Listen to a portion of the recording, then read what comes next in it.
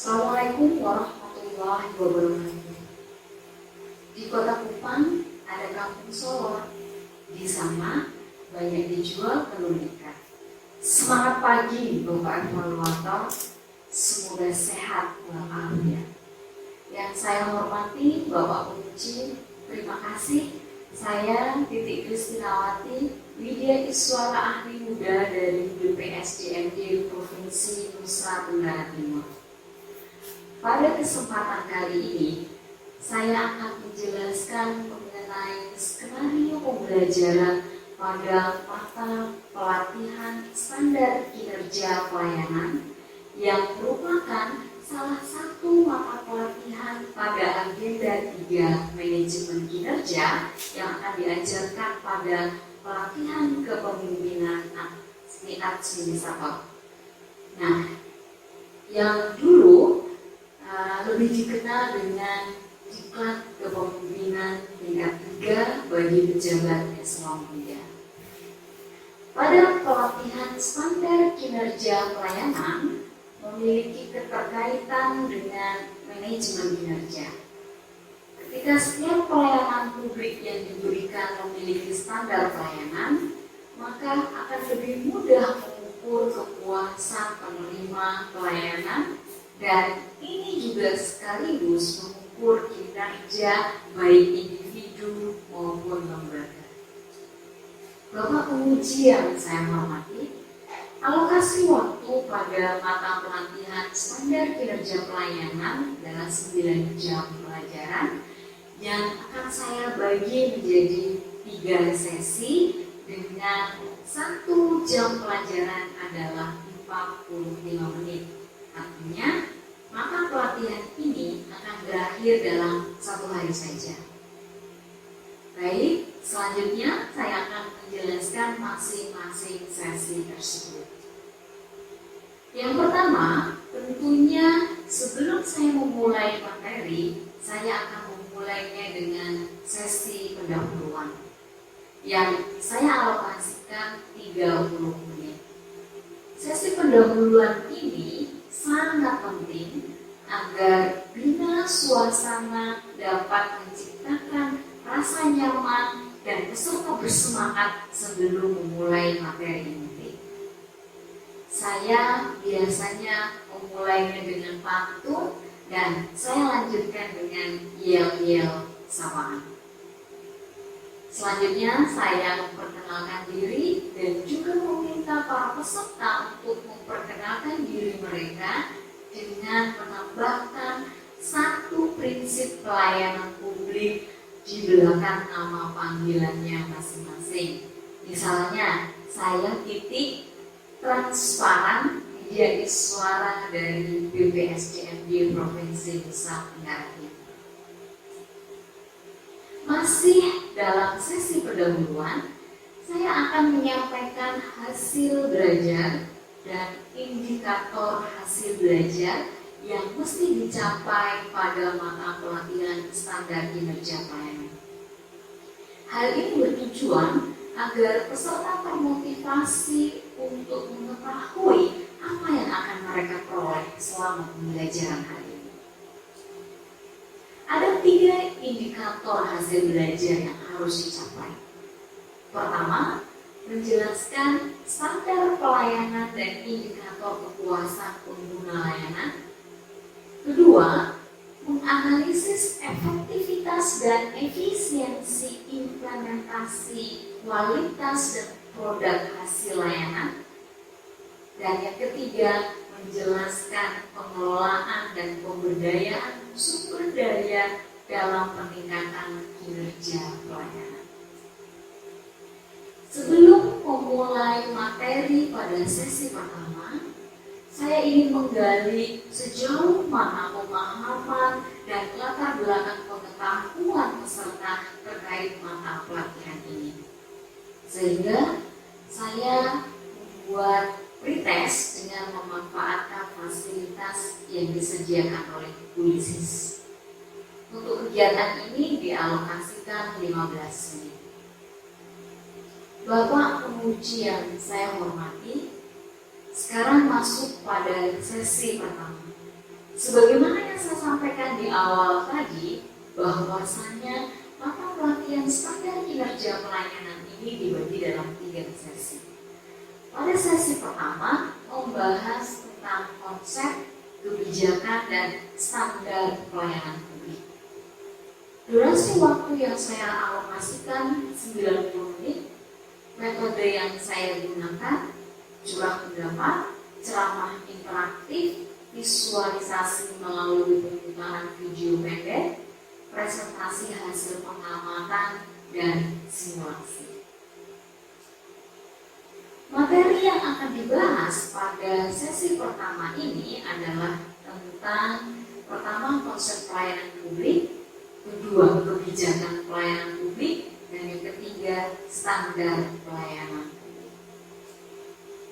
Untuk menghantarkan pada konsep pelayanan publik, saya akan menanyakan pada peserta dasar hukum pelayanan publik yang mereka ketahui.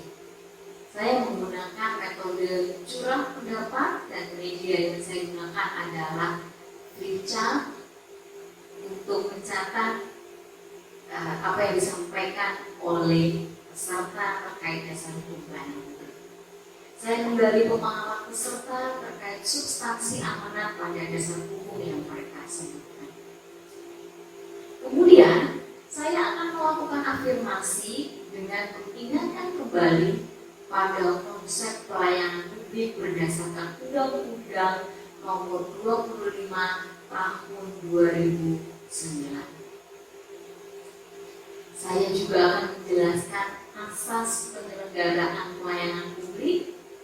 Kemudian saya lanjutkan dengan menjelaskan hak dan kewajiban masyarakat, kewajiban dan larangan penyelenggara, partisipasi dan pemberdayaan masyarakat, serta kewajiban pokok penyelenggara.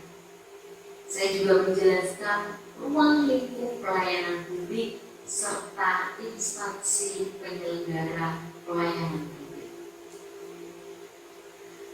Pada bagian ini, saya akan memutarkan video tentang fakta pelayanan publik di Indonesia. Video ini menceritakan masih tingginya laporan keluhan masyarakat pada Ombudsman terkait pungli, korupsi, dan fasilitas air bersih. Pelayanan publik di Indonesia hingga saat ini dinilai masih buruk. Tolak ukurnya, pemerintah membentuk Satuan Tugas atau Satgas Sapu Bersih Pungli, serta banyak keluhan terhadap pelayanan publik dari masyarakat ke Ombudsman Republik Indonesia yang diyakini sebagai salah satu penyebab masih tingginya angka korupsi. Keluhan masyarakat terhadap pelayanan publik ke Ombudsman RI setiap tahun bertambah. Tahun 2015, Ombudsman RI secara nasional menerima 6.543 laporan dari masyarakat. Kemudian di 2016 menjadi 9.030 laporan. Di 2017 ini diprediksi laporan yang diterima Ombudsman RI lebih dari 10.000. Laporan terbanyak soal pelayanan publik pemerintah daerah.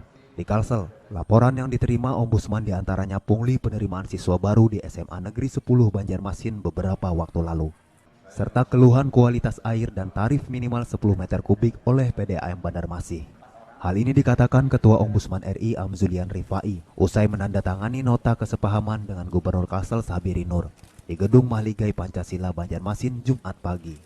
Buruknya pelayanan publik menurut Amzulian diyakini salah satu penyebab tingginya angka korupsi di Indonesia, khususnya praktik pungli. Ya, terbentuknya Satgas Saber Pungli itu salah satu pertimbangannya karena pungutan liar di sektor pelayanan publik ini memang sudah kronis di Republik ini. Ya, maka dibentuklah itu. Nah, oleh karena itu mereka percaya bahwa negara yang pelayanan publiknya baik itu dapat dipastikan korupsinya rendah. Anda cek lihatlah, negara yang korupsinya rendah dapat dipastikan pelayanan publiknya baik. Ya, walaupun tidak bisa begitu saya membandingkan, Anda lihat misalnya Singapura, Anda lihat pelayanan publiknya. Dan Anda lihat juga ketika korupsinya pasti rendah. Gubernur Kalsel Sabiri Nur berharap melalui nota kesepahaman ini pelayanan publik di daerah semakin membaik. Meski tidak merinci, Gubernur mengakui masih ada kekurangan dari pelayanan publik ke masyarakat di beberapa bidang yang harus dibenahi Pemprov Kalsel. RI biar apa yang menjadi kekurangan kita bisa diperbaiki. Ini intinya semuanya dalam rangka memberikan pelayanan terbaik kepada masyarakat. Itu yang kita harapkan dari hasil MOU ini ke depannya nanti. Kan kita terus berjuang, kalau dari tidak bagus menjadi bagus, kalau sudah bagus bisa lebih bagus lagi, selalu bergerak ke arah sana. Selain dengan Pemprov Kalsel, Ombudsman RI juga membuat nota kesepahaman dengan Universitas Lambung Mangkurat. Penandatanganan dilakukan Rektor Unlam Sutarto Hadi dan Ketua Ombudsman RI Amzulian Rifai. Dari Banjarmasin, Denny M. Yunus melaporkan. Setelah peserta menyaksikan video, saya meminta para peserta secara acak menyampaikan pengamatan mereka terkait video yang telah disaksikan tadi. Selanjutnya saya melakukan afirmasi perlunya standar pelayanan, konsep standar pelayanan, tujuan dan sasaran standar pelayanan. Metode yang saya gunakan ceramah interaktif. Masih pada sesi pertama, setelah peserta menyampaikan hasil pengamatannya, saya meminta setiap peserta berhitung mulai dari angka 1 sampai 4 dan diulang sampai peserta terakhir. Masing-masing angka berkumpul dan membentuk kelompok.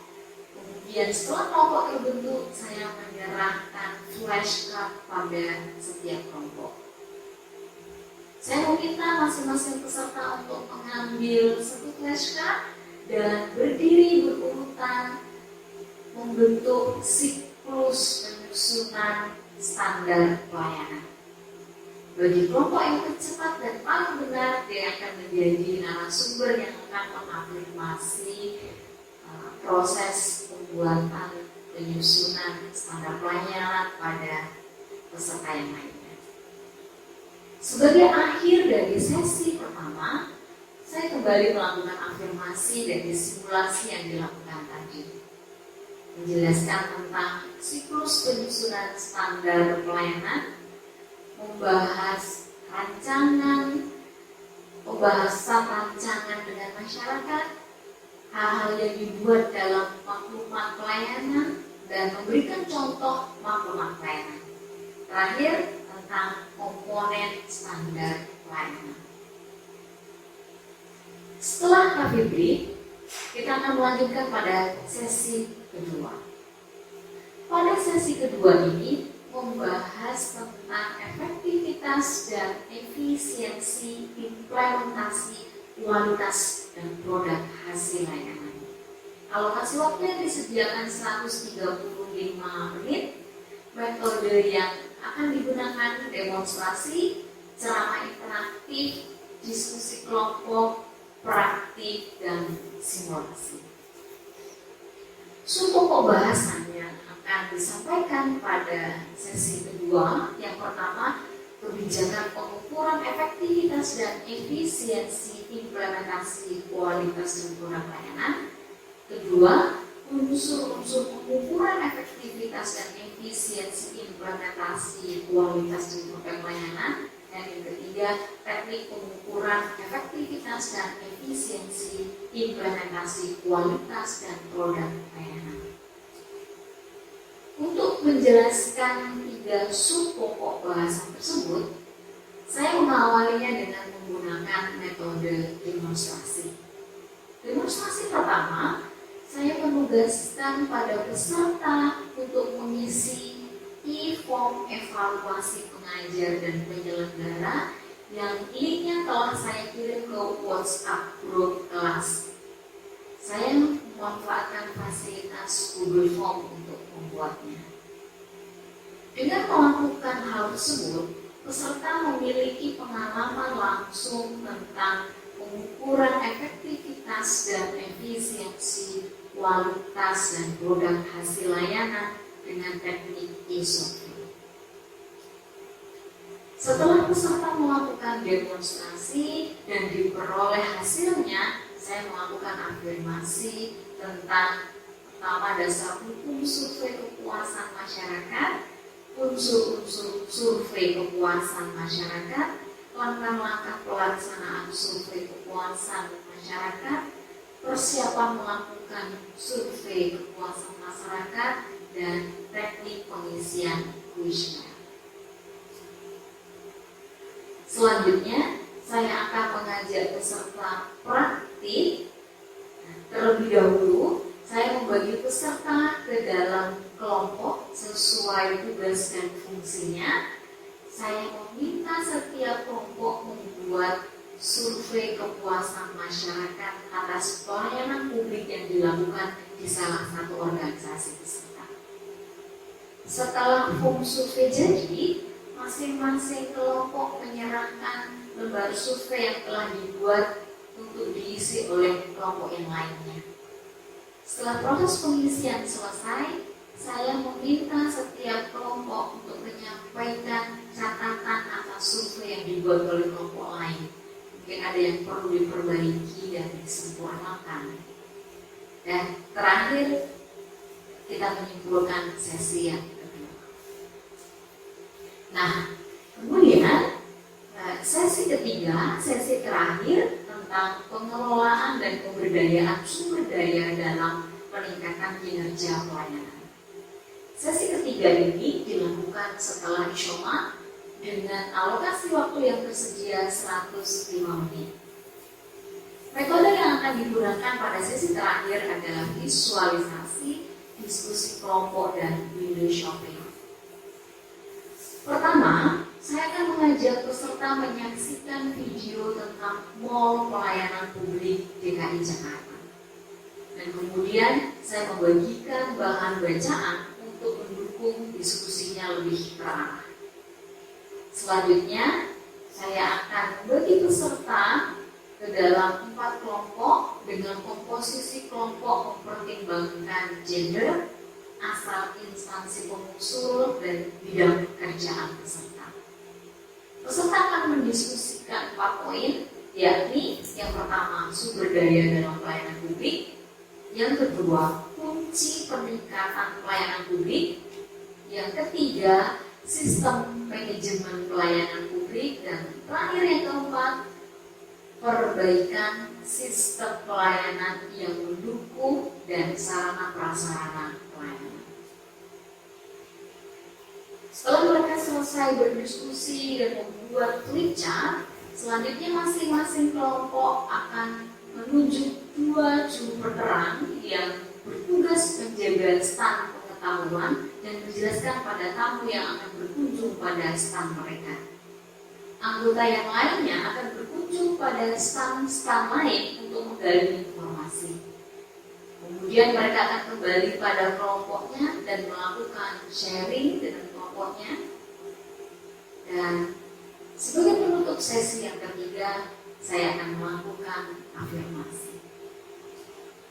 Untuk penugasan, setiap peserta mesti membuat e-survei dengan menggunakan fasilitas Google Form dan mengirimkan linknya pada media suara. Terakhir, tentunya kita tidak boleh lupa menutup proses pembelajaran. Sebelum saya mengakhiri pertemuan, saya akan memberikan post-test dengan menggunakan fasilitas Google Form untuk mengukur tingkat efektivitas pembelajaran yang saya lakukan. Adakah peningkatan pemahaman peserta atau tidak? Kemudian saya akan menayangkan perbandingan hasil pretest dan post-test, dan kita akan membuat kesimpulan dari apa yang sudah kita pelajari sepanjang hari. Sebagai penegasan, saya memberikan motivasi lagi pada peserta pelatihan terkait pentingnya standar kinerja pelayanan untuk meminimalisir keluhan penerima layanan. Bapak penguji yang saya hormati, demikian skenario pembelajaran standar kinerja pelayanan yang bisa saya sampaikan. Mohon kesediaan Bapak untuk memberikan saran perbaikan dan terima kasih atas perhatiannya. Cantiknya putri dalam mahligai, bangsawan bersipu tidak mengenal. paparan strategi pembelajaran itu telah usai. Mohon dukungan untuk menjadi seorang profesional. Wassalamualaikum warahmatullahi wabarakatuh.